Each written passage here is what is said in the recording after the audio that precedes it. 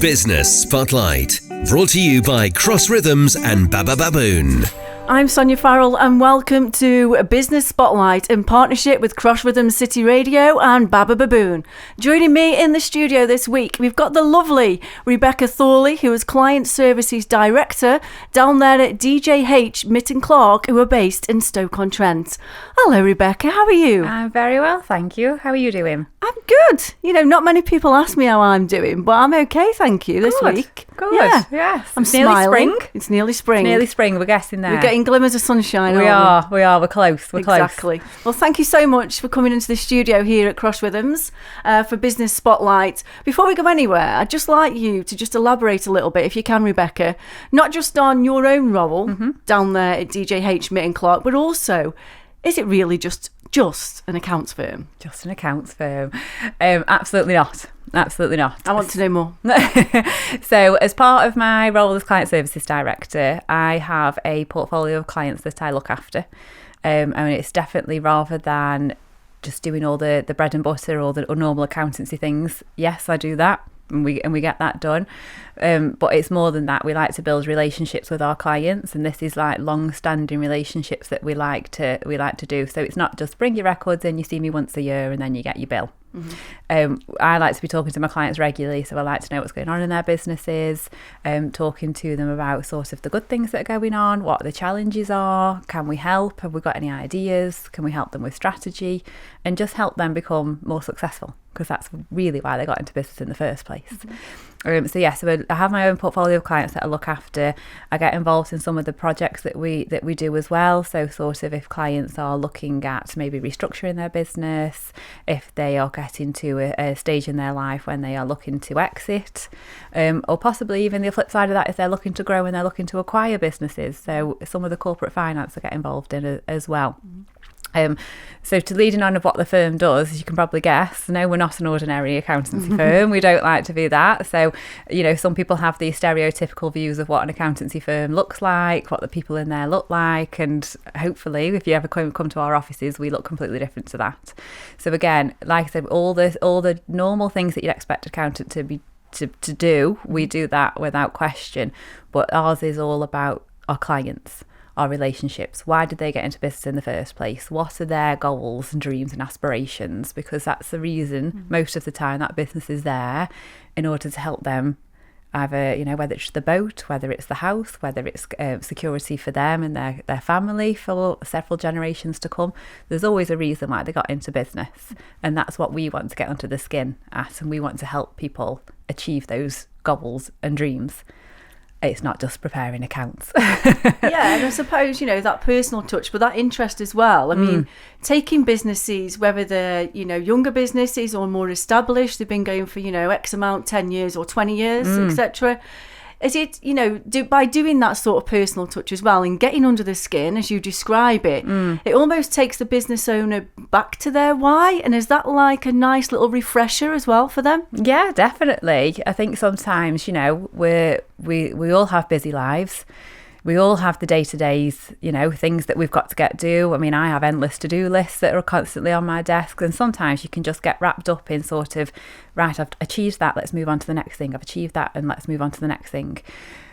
I think it's with business owners especially, as well as a lot of people, sometimes we never look back and actually realise what we've achieved. Why are we working so hard?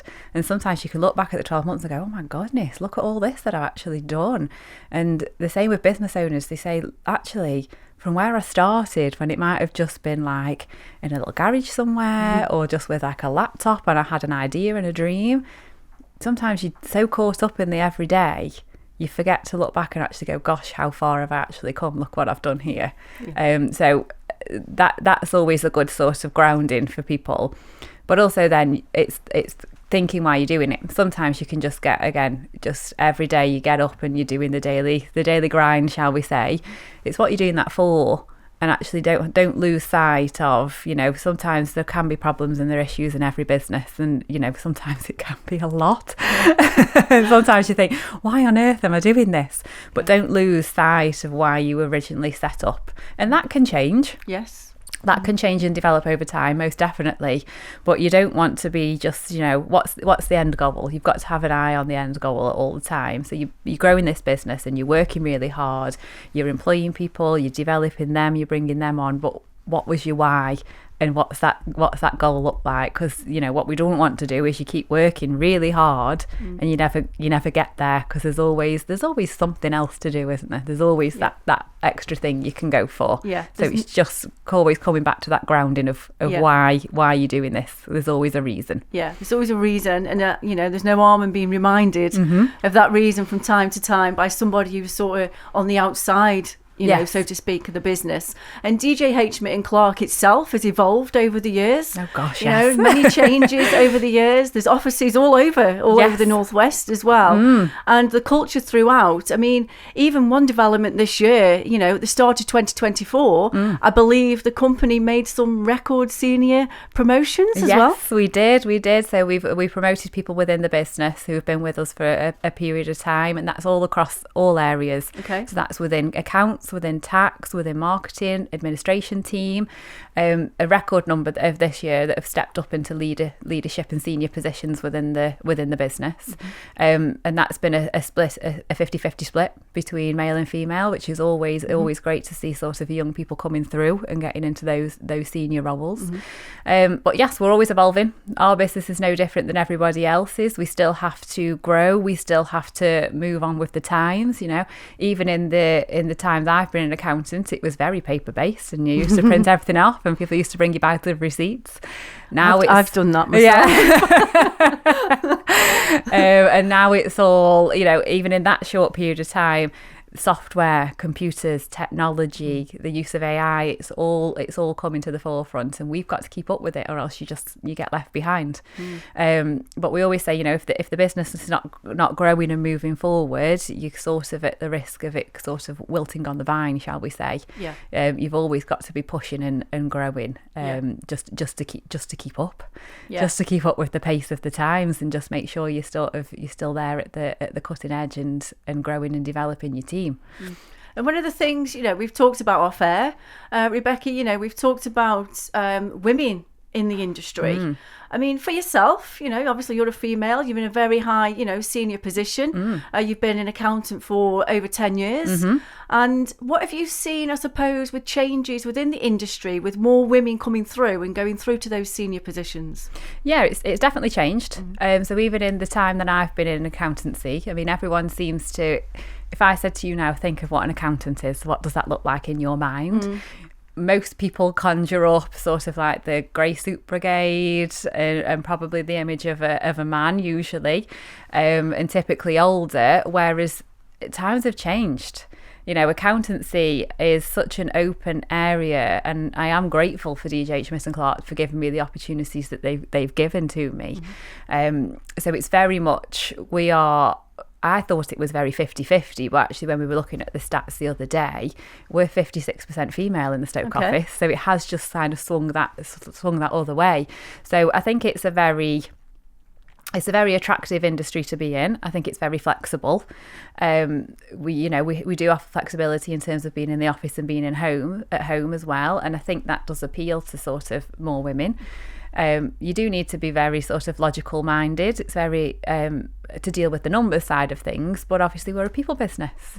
And typically, like, a lot of females like to be in that social and that environment where they can build a team and be with like-minded peers. So I think that's why it attracts a lot of people.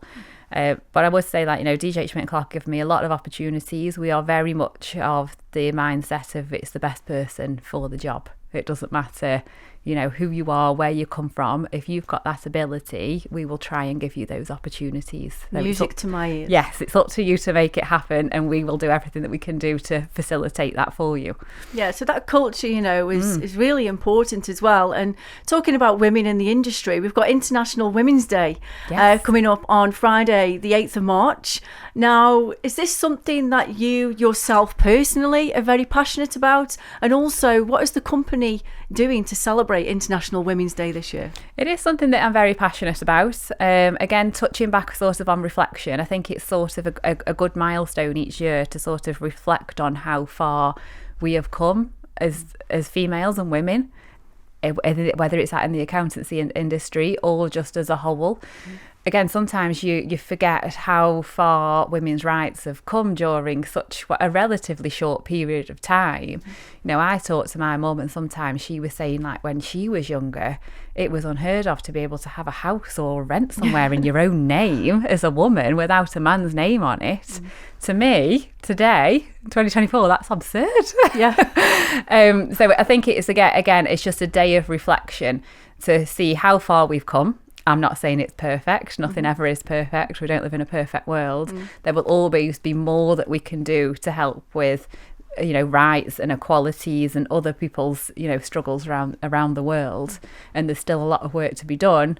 But let's not be too hard on ourselves. We have come an awful long way. Yeah, and just going back again, to DJH Mitten Clarke, will you be doing something pretty special to celebrate, whether it's throughout this week or, leading up onto, to Friday? Is there anything taking place there that you're doing? Nothing specific that we're doing in the office, but we do get invited to certain like networking events within like the Staffordshire area. So I know the Staffordshire Chamber usually puts something on for International Women's Day that I'll be attending as well.